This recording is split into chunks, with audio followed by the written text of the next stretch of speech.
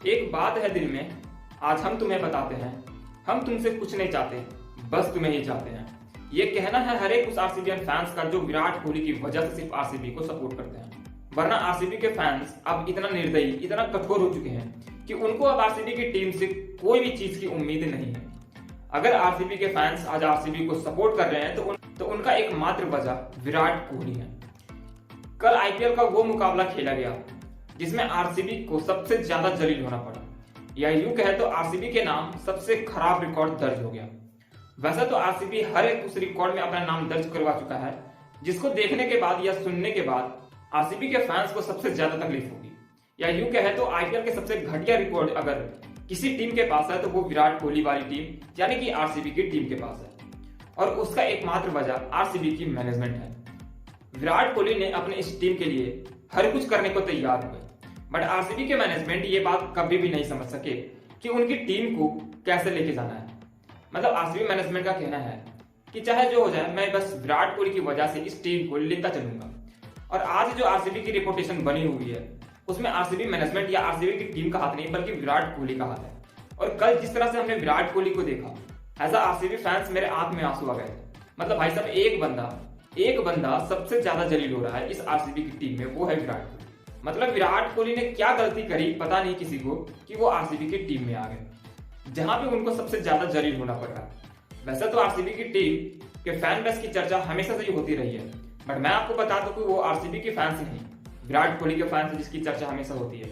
और विराट कोहली के फैंस दुनिया के सबसे लॉयल फैंस हैं, इसमें थोड़ी सी भी शक नहीं है। क्योंकि विराट कोहली ने जिस तरह से इस टीम को लेके चला है, शायद ही कोई प्लेयर या फिर शायद ही कोई खिलाड़ी अपनी टीम को इस तरह से लेके चला होगा। मतलब 16-17 सालों से जलील होने के बाद भी ये बंदा इस टीम के लिए एक टांग पे खड़ा है और इस टीम के लिए हर कुछ सहने को तैयार है। अब समझ लीजिए कि विराट कोहली के अंदर किस तरह की डेडिकेशन होगी। कल विराट कोहली की आंखों में आंसू कई बार हमने देखा और उसके चेहरे पे फ्रस्ट्रेशन वो साफ नजर आ रही थी जो उनके बॉलर्स कर रहे थे। मतलब भाई साहब, कल आईपीएल इतिहास का वो मुकाबला खेला गया जहां पे आईपीएल इतिहास का सबसे बड़ा स्कोर बनाया गया, सबसे ज्यादा बाउंड्रीज लगी। अब समझ लीजिए कि किस लेवल की गेंदबाजी कल आरसीबी के गेंदबाजों ने करी। मतलब कल सनराइजर्स हैदराबाद और आरसीबी के खिलाफ मुकाबला हुआ और इस मुकाबले में रॉयल चैलेंजर्स बेंगलुरु ने टॉस जीता और कहा कि आज हम पहले गेंदबाजी करेंगे। बट शायद वो भूल गए थे कि वो जिस गेंदबाज के भरोसे गेंदबाजी करने की चाह रखते हैं, वो गेंदबाज कल 287 रनों का स्कोर खड़ा करवाएंगे। मतलब आरसीबी का कोई भी गेंदबाज ऐसा नहीं रहा जिसने 40 रनों से कम का आंकड़ा दिया हो, या कहे तो 40 रनों से कम लुटाए हो। मतलब हर एक वो खिलाड़ी जिसने आरसीबी की तरफ से कल बॉलिंग की, उसका इकोनॉमी 10 से 15 से ऊपर ही रहा। मतलब आरसीबी की तरफ में क्या ऐसी कमी है किसी को आज तक पता नहीं चला। वैसे तो इस सीजन में आरसीबी की टीम ने अपना नाम भी बदला था, उन्होंने रॉयल चैलेंजर्स बैंगलोर से रॉयल चैलेंजर्स बेंगलुरु तक किया। बट आरसीबी की किस्मत अभी भी नहीं बदली और आरसीबी की तरफ से ऐसा परफॉर्मेंस हमें जो देखने को मिला अब ये सदियों तक याद रहेगा।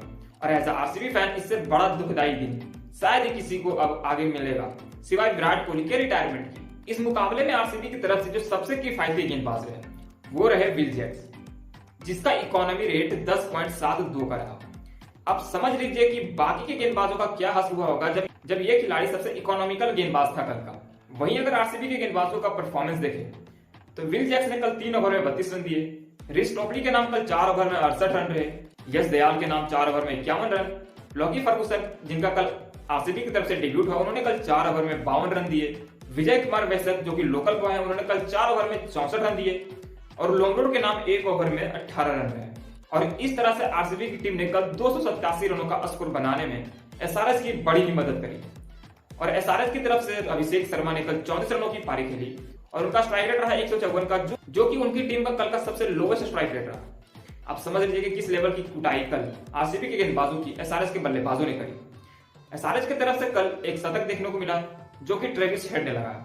और भाई साहब, उन्होंने कल इतनी बेरहमी से आरसीबी के गेंदबाजों की धुनाई करी कि आरसीबी के गेंदबाजों को इस सदमे से निकलने में अब जन्मों जन्म लग जाएंगे। मतलब कल ट्रेविस हेड ने 41 गेंदों में 102 रनों की पारी खेली और उन्होंने इस पारी में 9 चौके और 8 छक्के जड़े और उनका स्ट्राइक रेट 248 से ऊपर का रहा।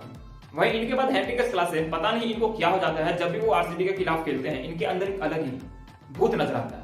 कल उन्होंने 31 गेंदों में 67 रनों की पारी खेली और उसमें उन्होंने 7 छक्के जड़े और मात्र 2 चौके जड़े और उनका स्ट्राइक रेट 216 से ऊपर का रहा। वहीं इन सबके बाद कल अब्दुल समद ने 10 गेंदों में 37 रनों की पारी खेली और आरसीबी को इस मैच से पूरी तरह से बाहर कर दिया। जहां से ऐसा लग रहा था कि अब आरसीबी की टीम तो ये मुकाबला या तो 100 रनों से ऊपर से हारेगी या फिर पूरी जलील होकर ही हारेगी। बट भला हो दिनेश कार्तिक का, जो आरसीबी की तरफ से अकेला वो बंदा रहा जो कि अंत तक लड़ाई लड़ी और उन्होंने बता दिया कि T20 वर्ल्ड कप 2024 के लिए भारतीय टीम में उनका नाम सबसे ऊपर रखा जाएगा। मतलब कल दिनेश कार्तिक ने आरसीबी की तरफ से अकेले ही पारी को संभाले रखा और आरसीबी की उम्मीदों को आखिरी ओवर तक बांध के रखा। कल आरसीबी की टीम ने भी 262 रनों का स्कोर बना दिया, जो कि आईपीएल के इतिहास में ऐसा पहली बार हुआ जब 581 रन बने हो एक मुकाबले में। और इस मुकाबले में कल सबसे ज्यादा बाउंड्रीज लगी, वो भी था 81 बाउंड्रीज। और कल इस मुकाबले में एक इनिंग में सबसे ज्यादा छक्के लगने का रिकॉर्ड टूट गया, जो कि इससे पहले आरसीबी के नाम था 21 छक्कों का रिकॉर्ड। और कल एसआरएच ने 22 छक्के लगा दिए अपने इनिंग्स में और इस रिकॉर्ड को भी एसआरएच की टीम ने अपने नाम कर लिया। वहीं अगर रॉयल चैलेंजर्स बेंगलुरु के बल्लेबाजों का परफॉर्मेंस की बात करें तो विराट कोहली ने कल 20 गेंदों में 42 रनों की पारी खेली और उनका भरपूर साथ दिया फाफ डू प्लेसिस ने, जिन्होंने कल 28 गेंदों में 62 रनों की पारी खेली और टीम को एक अच्छी शुरुआत दिलाने में मदद करी। और इन दोनों के अलावा अगर किसी ने आरसीबी की टीम की उम्मीद को बनाए रखा तो वो रहे दिनेश कार्तिक, जिन्होंने कल 35 गेंदों में 83 रनों की पारी खेली और आरसीबी को जलील होने से बचा लिया, या यूं कहे तो एक शर्मनाक हार से बचा लिया। और उन्होंने कल इस इनिंग में 7 छक्के जड़े और उनके नाम 5 चौके रहे और इनके कारण ही आरसीबी की टीम इस मैच को सिर्फ और सिर्फ 25 रनों से गंवाया। नहीं तो अगर ये बल्लेबाज नहीं होते तो शायद आरसीबी की टीम इस मुकाबले को 100 या 150 रनों के अंतर से हारती। वहीं कल आरसीबी के अलावा एसआरएच के गेंदबाजों की भी जमकर धुनाई हुई। कल भुवनेश्वर कुमार ने 4 ओवर में 60 रन दिए।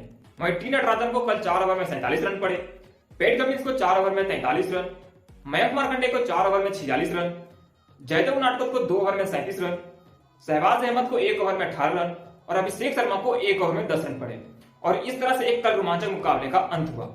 दोस्तों, अगर आप विराट कोहली या फिर आरसीबी के कट्टर फैन हो तो इस वीडियो को लाइक, चैनल को सब्सक्राइब जरूर कीजिएगा और अगर फेसबुक पे देख रहे हो तो पेज को फॉलो जरूर कीजिएगा। और आपको आरसीबी के गेंदबाजों के बारे में क्या कहना है हमें कमेंट सेक्शन में जरूर बताइएगा। मिलते हैं नेक्स्ट वीडियो में, तब तक के लिए जय हिंद।